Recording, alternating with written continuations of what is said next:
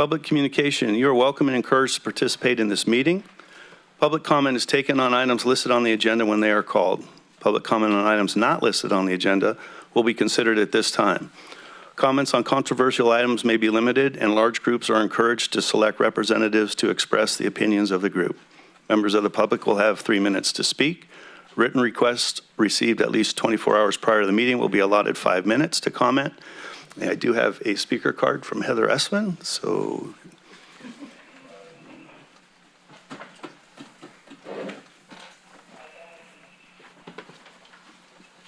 Hi, Heather. Hello, good evening, Council. I thought this was going to be after all the, sorry about that. Usually I'm just about the only one left in the room, so I'm a bit surprised there's so many people here today. So before I get to the topic that I've written down there, at first I wanted to thank our city manager.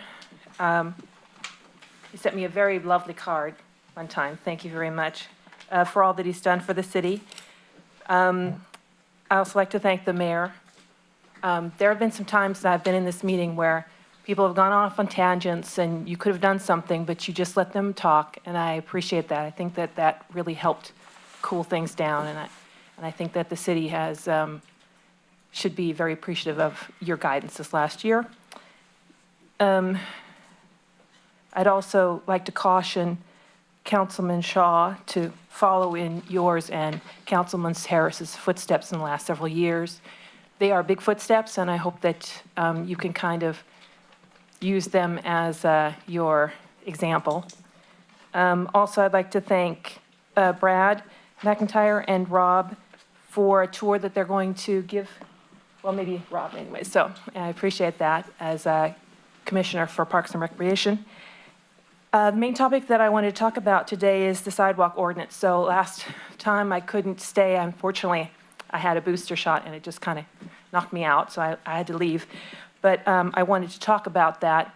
And I don't know if everybody's aware of it right now, but there was an ordinance passed the last meeting that basically states that if you have a tree or something else in your yard that causes the sidewalk to buckle, it is now your responsibility to handle that.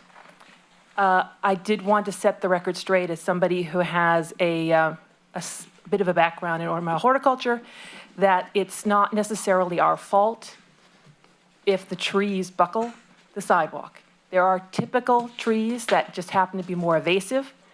And if you're familiar with how trees grow, there are some trees that are tap roots, and there are some trees that are more in the vertical.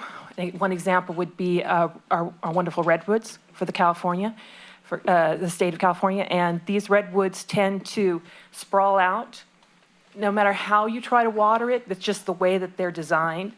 So there are some trees also that are very invasive. For example, the mulberry tree, which was a favorite for cities maybe 20, 30 years ago, until they must have realized that the roots are so invasive, they cause the sidewalks to buckle, and so they decided to switch to other types of trees that aren't as invasive. So for those of you in this meeting that weren't aware of that, I'd just like to find out, or maybe we can, I didn't see if there was a time frame. Were we given some sort of a little bit of time before now and the liability sets in, or is it as of last week? So if anybody were to have a problem right now, it's up to them.